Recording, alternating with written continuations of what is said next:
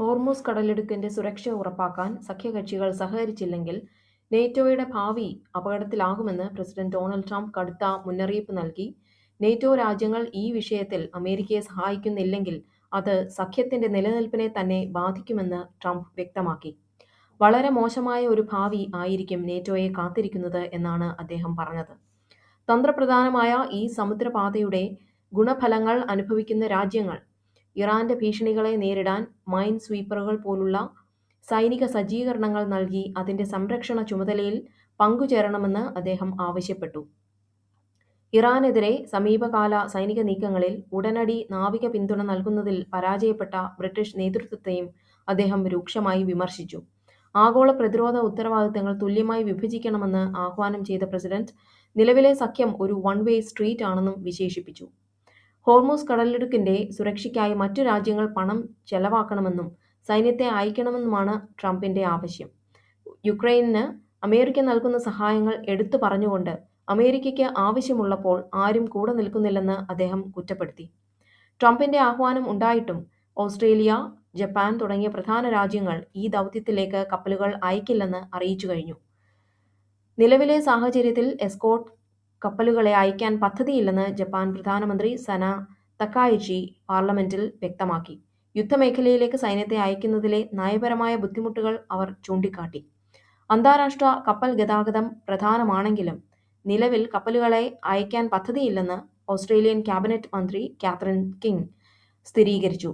ബ്രിട്ടനും ഫ്രാൻസും സമാനമായ നിലപാടാണ് സ്വീകരിച്ചിരിക്കുന്നത്. ഇറാന്റെ പ്രധാന എണ്ണ കയറ്റുമതി കേന്ദ്രമായ ഖാർ ദ്വീപ് പിടിച്ചെടുക്കാൻ അമേരിക്ക കരസേന നീക്കത്തിന് പദ്ധതിയിടുന്നതായി റിപ്പോർട്ടുകൾ സൂചിപ്പിക്കുന്നു. ഏകദേശം 2500 മുതൽ 5000 വരെ മറൈൻ സൈനികരെ വഹിച്ചുകൊണ്ടുള്ള കപ്പലുകൾ മിഡിൽ ഈസ്റ്റിലേക്ക് തിരിച്ചിട്ടുണ്ട്. ഇത് ഇനി ഒരു കരയാക്രമണം ഉടൻ ഉണ്ടായേക്കാം എന്ന സൂചന നൽകുന്നു. ഇറാന്റെ ക്രൂഡ് ഓയിൽ കയറ്റുമതിയുടെ 90% നടക്കുന്നത് ഖാർ ദ്വീപ് വഴിയാണ്. ഇന്ന് രാവിലെ ദുബായ് ഇന്റർനാഷണൽ എയർപോർട്ടിന് സമീപമുള്ള ഇന്ധന സംഭരണ ടാങ്കിൽ ഡ്രോൺ ആക്രമണത്തെ തുടർന്ന് വൻ തീപിടുത്തമുണ്ടായി. വിമാനത്താവളത്തിന് സമീപമുള്ള ഇന്ധന ടാങ്കിൽ ഡ്രോൺ പതിച്ചതിനെ തുടർന്നാണ് സ്ഫോടനവും തീപിടുത്തവും ഉണ്ടായത്. ദുബായ് സിവിൽ ഡിഫൻസ് ഉടനടി സ്ഥലത്തെത്തി തീ നിയന്ത്രണ വിധേയമാക്കി. ഈ അപകടത്തിൽ ആർക്കും പരിക്കേറ്റതായി റിപ്പോർട്ടുകളില്ല. സുരക്ഷാ മുൻകരുതലിന്റെ ഭാഗമായി ദുബായ് എയർപോർട്ടിലെ വിമാന സർവീസുകൾ താൽക്കാലികമായി നിർത്തിവെച്ചു. പല വിമാനങ്ങളും അൽ മക്തും എയർപോർട്ടിലേക്കോ അബുദാബിയിലേക്കോ തിരിച്ചുവിട്ടു. എയർപോർട്ട് റോഡും ടണലും പോലീസ് താൽക്കാലികമായി അടച്ചു. യാത്രക്കാർ അൽ ഖൈൽ റോഡ് പോലുള്ള ബദൽ പാതകൾ ഉപയോഗിക്കാൻ നിർദ്ദേശമുണ്ട്. യുക്രൈൻ സാമ്പത്തിക പ്രതിസന്ധിക്കെതിരെ കടുത്ത പോരാട്ടം തുടരുന്നതിനിടെ എണ്ണ പൈപ്പ് ലൈൻ തർക്കവുമായി ബന്ധപ്പെട്ട് യൂറോപ്യൻ യൂണിയൻ സഖ്യകക്ഷികൾ ബ്ലാക്ക്മെയിൽ ചെയ്യുകയാണെന്ന് പ്രസിഡന്റ് സെലൻസ്കി കുറ്റപ്പെടുത്തി. സഹായം നൽകുന്നതിന് പകരമായി ചില നിബന്ധനകൾ അടിച്ചേൽപ്പിക്കാൻ സഖ്യകക്ഷികൾ ശ്രമിക്കുന്നു എന്നാണ് സെലൻസ്കിയുടെ ആരോപണം. റഷ്യയിൽ നിന്ന് യുക്രൈൻ വഴി ഹംഗറിയിലേക്കും സ്ലോവാക്യയിലേക്കും എണ്ണ എത്തിക്കുന്ന ദ്രുഷ്ബ ഓയിൽ പൈപ്പ് ലൈന് ജനുവരി അവസാനം നടന്ന റഷ്യൻ വ്യോമാക്രമണത്തിൽ കേടുപാടുകൾ സംഭവിച്ചതായി യുക്രൈൻ അവകാശപ്പെടുന്നു. ഇത് നന്നാക്കാൻ ഏകദേശം 6 ആഴ്ചയോളം സമയമെടുക്കുമെന്നാണ് അവർ പറയുന്നത്. പൈപ്പ് ലൈൻ തകരാറിലായതിനെ തുടർന്ന് എണ്ണ വിതരണം തടസ്സപ്പെട്ടതോടെ സഖ്യകക്ഷികൾ യുക്രൈനെ സമ്മർദ്ദത്തിലാക്കുന്നു എന്നാണ് പ്രസിഡന്റ് സെലൻസ്കി ആരോപിക്കുന്നത്. മറ്റു രാജ്യങ്ങൾ റഷ്യക്കെതിരെ ഉപരോധം ഏർപ്പെടുത്താൻ ശ്രമിക്കുമ്പോൾ യുക്രൈൻ വഴി റഷ്യൻ എണ്ണ കടത്തിവിടാൻ നിർബന്ധിക്കുന്നത് ഇരട്ടത്താപ്പാണെന്ന് അദ്ദേഹം വാദിക്കുന്നു. പൈപ്പ് ലൈൻ തുറക്കുന്നതുവരെ യുക്രൈനുള്ള 90 ബില്യൺ യൂറോയുടെ ലോൺ ഹംഗറി തടഞ്ഞുവെച്ചിരിക്കുകയാണ്. എണ്ണ വിതരണം പുനരാരംഭിച്ചില്ലെങ്കിൽ യുക്രൈനിലേക്കുള്ള അടിയന്തര വൈദ്യുതി വിതരണം നിർത്തിവെക്കുമെന്ന് സ്ലോവാക്യ ഭീഷണിപ്പെടുത്തി. ഇറാൻ യുദ്ധത്തിന്റെ പശ്ചാത്തലത്തിൽ ആഗോള വിപണി ശാന്തമാക്കാൻ റഷ്യൻ എണ്ണയുടെ മേലുള്ള ചില നിയന്ത്രണങ്ങൾ അമേരിക്ക അയവ് വരുത്തിയിരുന്നു. എന്നാൽ ഇത് റഷ്യയെ സഹായിക്കുമെന്നാണ് സെലൻസ്കിയുടെ പക്ഷം. പൈപ്പ് ലൈനിലെ കേടുപാടുകൾ നേരിട്ട് പരിശോധിക്കാൻ അന്താരാഷ്ട്ര സംഘത്തെ അനുവദിക്കണമെന്ന് യൂറോപ്യൻ കമ്മീഷൻ ആവശ്യപ്പെട്ടെങ്കിലും യുക്രൈൻ ഇതുവരെ അനുമതി നൽകിയിട്ടില്ല. 2026 മാർച്ച് 15-ന് ബംഗ്ലാദേശ് സർക്കാർ തങ്ങളുടെ 9 ദിവസത്തെ ഇന്ധന റേഷനിംഗ് നയം ഔദ്യോഗികമായി പിൻവലിച്ചു. ഇതോടെ ഉപഭോക്താക്കൾക്ക് അളവ് നിയന്ത്രണങ്ങളില്ലാതെ പെട്രോളും ഡീസലും വീണ്ടും വാങ്ങാൻ സാധിക്കും. കൂടുതൽ എണ്ണക്കപ്പലുകൾ എത്തിയതോടെ രാജ്യത്തെ ഇന്ധനശേഖരം സുരക്ഷിതമായ നിലയിലായി. ഇസ്രയേൽ സേന പലസ്തീൻ മുസ്ലിം വിശ്വാസികൾക്ക് അൽ-അക്സ മോസ്കിലേക്ക് പ്രവേശിക്കുന്നതിന് കർശന നിയന്ത്രണങ്ങൾ ഏർപ്പെടുത്തി. റമദാൻ മാസത്തോടനുബന്ധിച്ച് പ്രാർത്ഥനയ്ക്കായി എത്തുന്ന വിശ്വാസികൾക്കാണ് നിയന്ത്രണം ഏർപ്പെടുത്തിയിരിക്കുന്നത്. പലസ്തീനിലെ വെസ്റ്റ് ബാങ്കിൽ നിന്നുള്ളവർക്കും കിഴക്കൻ ജെറുസലേമിലെ യുവാക്കൾക്കും പള്ളിയിലേക്ക് പ്രവേശിക്കുന്നതിൽ തടസ്സങ്ങളുണ്ട്. നിലവിലെ യുദ്ധ സാഹചര്യത്തിൽ സംഘർഷങ്ങൾ ഒഴിവാക്കാനാണ് ഈ നടപടിയെന്ന് ഇസ്രയേൽ അധികൃതർ അവകാശപ്പെടുന്നു. എന്നാൽ ഇത് തങ്ങളുടെ മതസ്വാതന്ത്ര്യത്തിന് മേലുള്ള കടന്നുകയറ്റമാണെന്ന് പലസ്തീൻ ഭരണകൂടം ആരോപിക്കുന്നു. ഇന്ന് ഇറാനിലെ ചബഹാർ തുറമുഖത്തിന് സമീപമുള്ള സൈനിക കേന്ദ്രങ്ങൾക്ക് നേരെ അമേരിക്കൻ യുദ്ധവിമാനങ്ങൾ ശക്തമായ ആക്രമണം നടത്തി. തെക്കുകിഴക്കൻ ഇറാനിലെ തന്ത്രപ്രധാനമായ ചബഹാർ ഫ്രീ ട്രേഡ് ഇൻഡസ്ട്രിയൽ സോണിന് പിന്നിലുള്ള കോലാക്കി മലനിരകളിലെ സൈനിക കേന്ദ്രങ്ങളാണ് അമേരിക്ക ലക്ഷ്യം വെച്ചത്. ആക്രമണത്തെ തുടർന്ന് മേഖലയിൽ ശക്തമായ സ്ഫോടന ശബ്ദങ്ങൾ കേട്ടതായി വോയിസ് ഓഫ് അമേരിക്കയുടെ പേർഷ്യൻ സർവീസ് ഉൾപ്പെടെയുള്ള മാധ്യമങ്ങൾ റിപ്പോർട്ട് ചെയ്തു. ഹോർമുസ് കടലിടുക്ക് ഒഴിവാക്കി ഇന്ത്യൻ മഹാസമുദ്രത്തിലേക്ക് നേരിട്ട് പ്രവേശനമുള്ള ഇറാന്റെ ഏക ആഴക്കടൽ തുറമുഖമാണ് ചബഹാർ. ഇന്ത്യ വലിയ നിക്ഷേപം നടത്തിയിട്ടുള്ള ഈ തുറമുഖം പ്രാദേശിക വ്യാപാരത്തിന് അതീവ പ്രധാനമാണ്.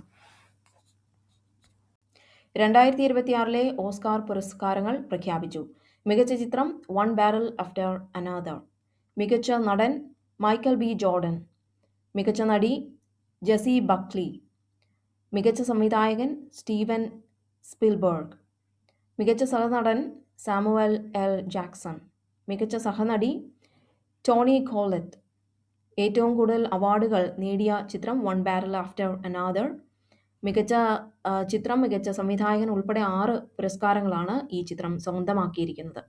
മികച്ച അന്താരാഷ്ട്ര ചിത്രമായിട്ട് തിരഞ്ഞെടുത്തിരിക്കുന്നത് ജർമ്മനിയിൽ നിന്നുള്ള the seed of the secret fig എന്ന ചിത്രമാണ്. മികച്ച ആനിമേഷൻ ചിത്രം ഫ്ലോ.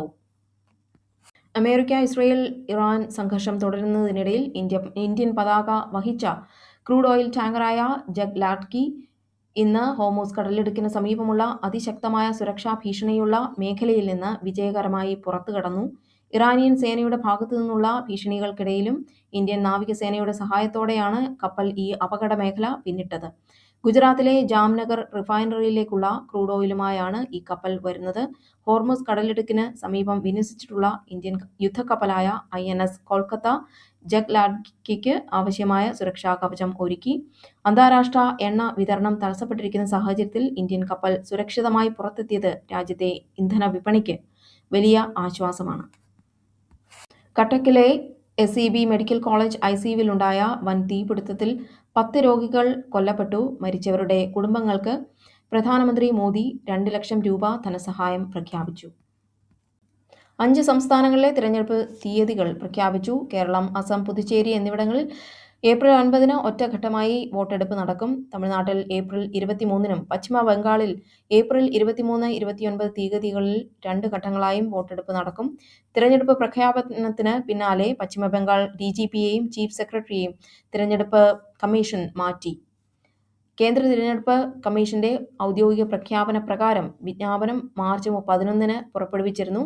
നാമനിർദ്ദേശ പത്രിക സമർപ്പിക്കാനുള്ള അവസാന തീയതി മാർച്ച് 20 സൂക്ഷ്മ പരിശോധന നടത്തുന്നത് മാർച്ച് 21 പിൻവലിക്കാനുള്ള തീയതി മാർച്ച് 23.